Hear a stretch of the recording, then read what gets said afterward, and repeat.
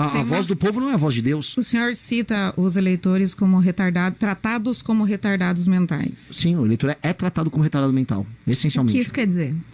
O eleitor é tratado com estímulos muito simples que pegam gatilhos com o eleitor de aproximação, de amor e ódio, e aí você fica jogando esses gatilhos pro eleitor. Existe eleitor retardado? Vou dar um exemplo. E o que vota no senhor é o quê? Olha, muito inteligente. É muito inteligente, porque eu sou o único que apresenta propostas. Segue os algoritmos, né? Flávio Bolsonaro é um dos teus alvos, né? De críticas, é isso? Tem que ser, né? Até disse porque ele queria que ele morresse. Não, eu falei que ele tem que morrer politicamente. Assim como eu falei que ele tem que ser... Não existia politicamente na frase. Depois Mas, então, aí é complicado, porque outro dia eu falei que ele precisa ser destruído. Então, quer dizer que eu vou desmembrar o corpo dele? Não sei. Então a corrupção... Olha só, a corrupção no Brasil, ela é uma... Né, vamos usar por lá palavrões, tem que ser cuidadoso com as palavras, mas a gente usa, as palavras podem ter mais do que um significado. Né? Então, quando eu estou falando da morte de um político, se eu não estou colocando isso num contexto de um assassinato, eu estou falando de uma morte política. E por que ele teria que morrer politicamente? Porque ele, além de corrupto, ele é um traidor e ele suga a esperança das pessoas do antipetismo, o universo antipetismo, ele traz para si, ele e o pai dele, e gastam apenas um culto à personalidade. Eu vou te dar um exemplo claro. Eu não gosto do Nicolas Ferreira. Tá? Não gosto. Dito isso, o Nicolas Ferreira convocou uma manifestação contra o STF, contra o escândalo do Banco Master. Eu também convoquei. Em outra data e tal. Supostamente a manifestação é sobre isso. O Flávio Bolsonaro sobe num palanque, começa a tocar umas músicas lá, que tem sonoplastia nas manifestações deles. Aí ele vai, começa a discursar sobre ele. E fala que, o meu pai deu muito Bolsa Família. Deixa eu entender, isso que não era sobre o Banco Master. Não, ele transformou num comício.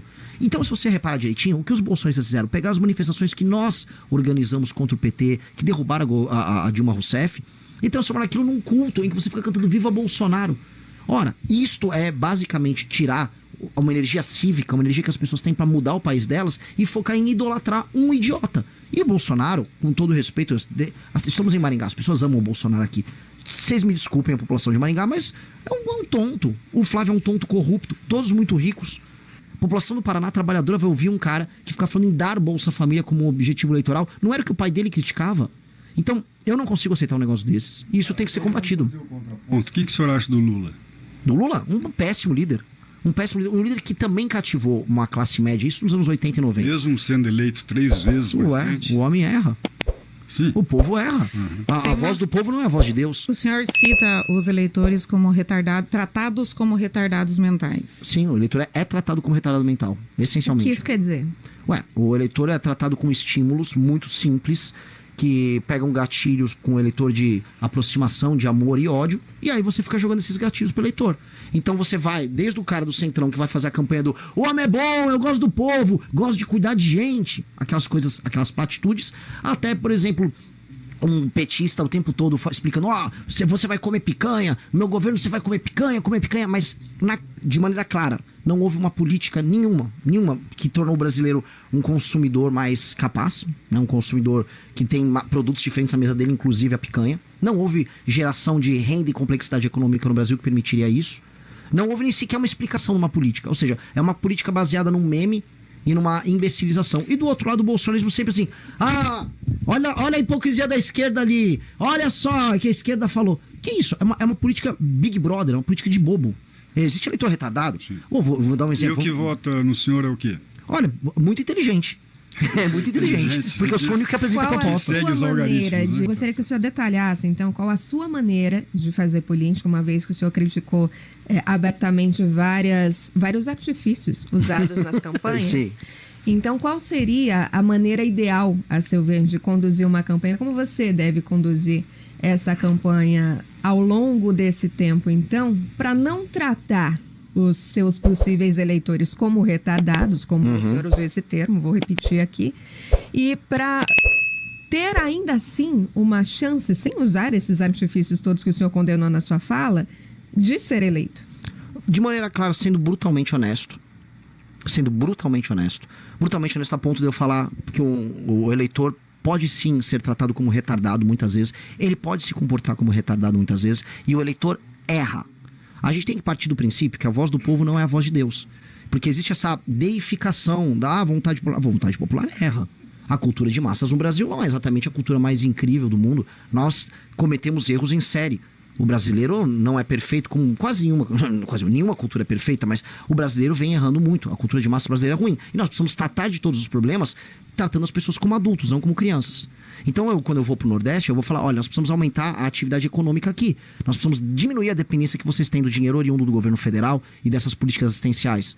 Outra coisa, aqui no Nordeste, a incidência de compra e venda de voto é muito alta. Se você vende o seu voto, eu vou prendê-lo. E se o político compra o voto, eu vou prendê-lo mais ainda. Isso, eu vou numa rádio, eu fiz isso no Nordeste, eu falei para as pessoas, Renan, mas você pode perder voto. Eu vou perder alguns votos.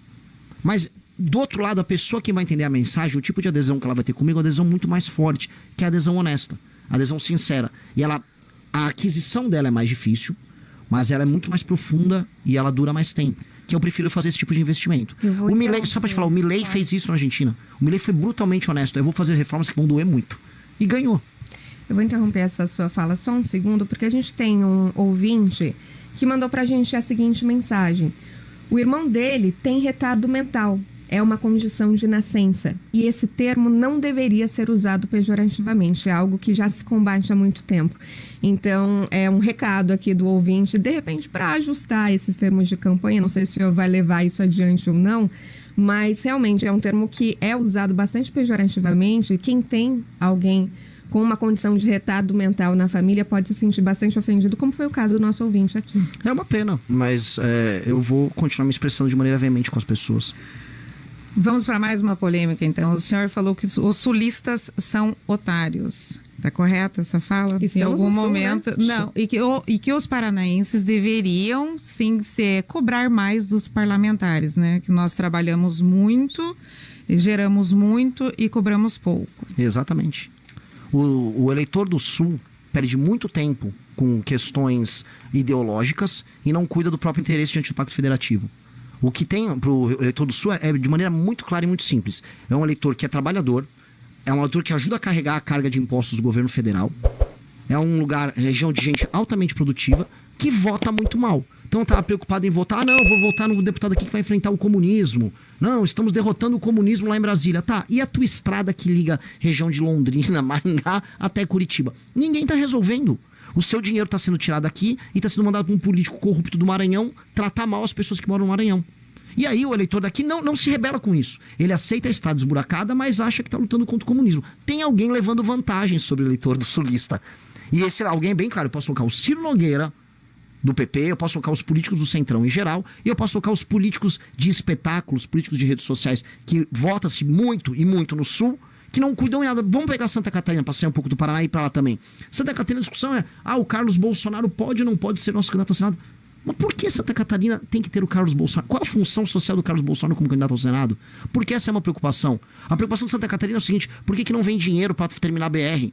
Por que Santa Catarina tem índices de cobertura de esgoto dos mais baixos do Brasil? Essa deveria ser a preocupação deles. Mas não entra, porque o eleitor, ele é uma pessoa trabalhadora, vai entrar numa lógica de, não, precisam discutir questões ideológicas de Brasil e se esquece que o próprio Estado é largado à míngua. O eleitor tem que se despertar para o alto interesse. E a provocação que eu faço é o seguinte, o político do Nordeste, esse político que extrai dinheiro do Pacto Federativo e bota no bolso em grande parte e não liga à população, ele é mais efetivo em cuidar do interesse da região dele, por mais que ele se beneficie pessoalmente disso, do que um político daqui, que só faz espetáculo e grava vídeo.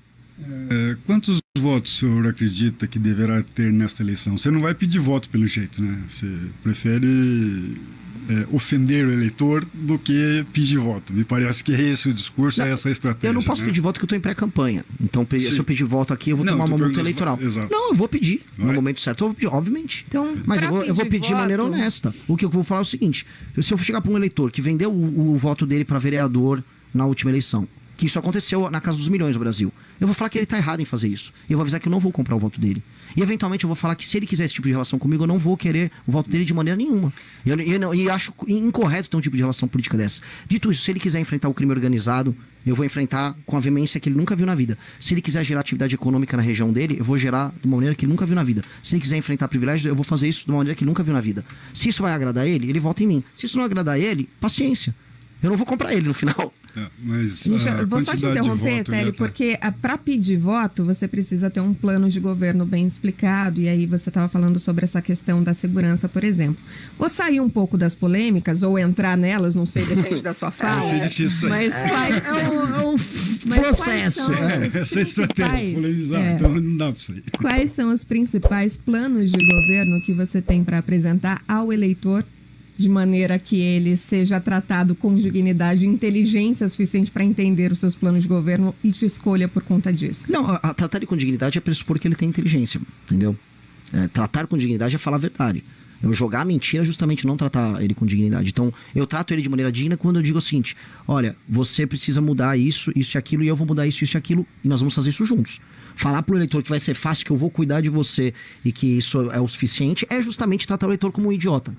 Voltando, parafraseando e irritando o ouvinte, como um retardado. Não vou fazer isso. As propostas nossas, eu vou pegar alguns 3 eixos estruturantes do Brasil. Tá? Um eixo estruturante do Brasil é a questão da segurança pública. O Brasil é um dos países mais inseguros do mundo e ele está passando por um processo de transformação ele próprio em um narco-estado.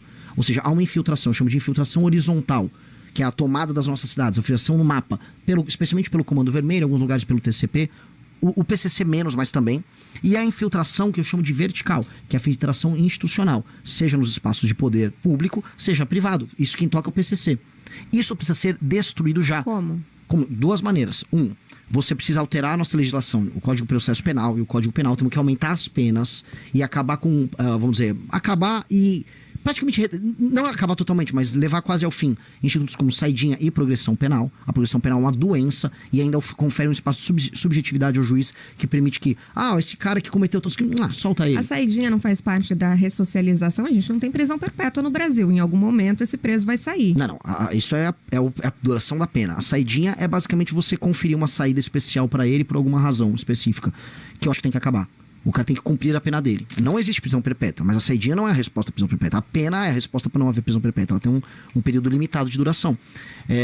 O que nós temos que fazer, isso aqui, é aumentar as penas muito, acabar com esses institutos que fazem com que a pessoa nunca cumpra a pena que já é baixa no Brasil, aumentar a efetividade da atuação da polícia, mudar o inquérito, ter carreira única para a polícia. E aí no enfrentamento ao crime organizado, no primeiro dia de um governo nosso, aí sim, tomar uma medida, eu estou falando em colocar o Brasil em estado de defesa, circunscrito às regiões tomadas pelo crime organizado, e aí você colocar as polícias, junto com as Forças Armadas, junto com o aparato investigativo, que inclui a Polícia Federal, o COAF, que tem que ser reforçado novamente, o COAF foi completamente sucateado e combatido, e aí você pegar todo mundo, você fazer a reocupação territorial de favelas e cidades que hoje estão no mundo Comando Vermelho. Em uma das falas que o senhor trouxe, essa questão do estado de defesa, o senhor diz que tem que prender ou matar todas as lideranças do crime organizado. Essa é a sua visão? É a minha visão, é óbvio. Porque eu vou fazer o quê? Existe uma terceira alternativa para uma liderança do tráfico?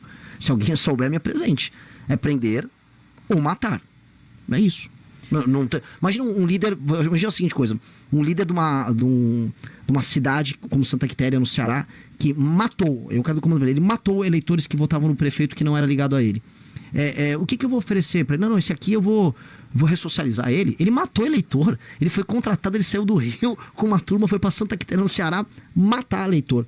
Esse cara tem que ficar preso por muito tempo, de preferência para o resto da vida, e se ele quiser resistir a isso aí, temos que eliminá-lo, né? Fora da questão da segurança, quais são os outros Eu gostaria que o senhor falasse da reforma do Brasil. O Brasil precisa de uma reforma, o senhor cita a reforma fiscal, inclusive. Como consertar o Brasil? Essa seria o segundo eixo estruturante que eu comentei. O Brasil, ele está com uma trajetória de dívida ascendente e estourando. O Brasil é um país que tem muita renúncia fiscal. O Brasil é um país que você está pegando o aumento do BPC. Todo ano aumenta 50, 100 bilhões de reais os gastos com BPC.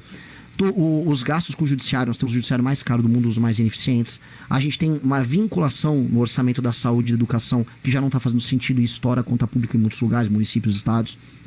Isso aí precisa ser corrigido desesperadamente, tem que ter uma resposta. E para falar assim, eu não estou só no papo furado, o nosso deputado federal Kim Kataguiri já tem a PEC protocolada.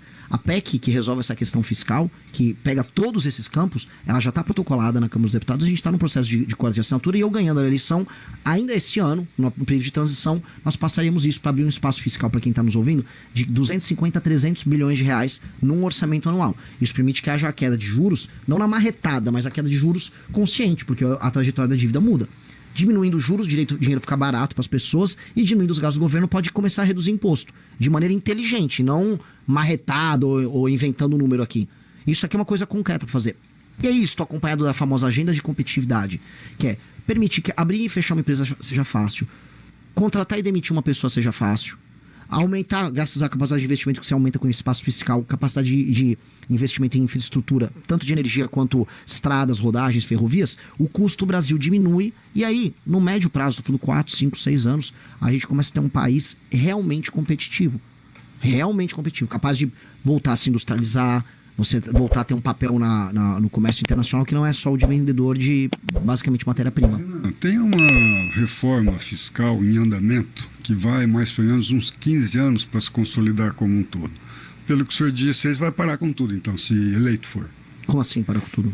Se diz que vai fazer uma nova reforma fiscal, já estamos em andamento uma reforma fiscal que foi aprovada e tem um longo prazo para implantação. Pera, qual reforma fiscal você está falando? No Brasil. Você está falando de reforma tributária? Tributária. Não, mas o que eu estou falando não é uma reforma tributária, é uma reforma fiscal. É diferente. A questão fiscal é uma questão gastos públicos do governo e gestão orçamentária.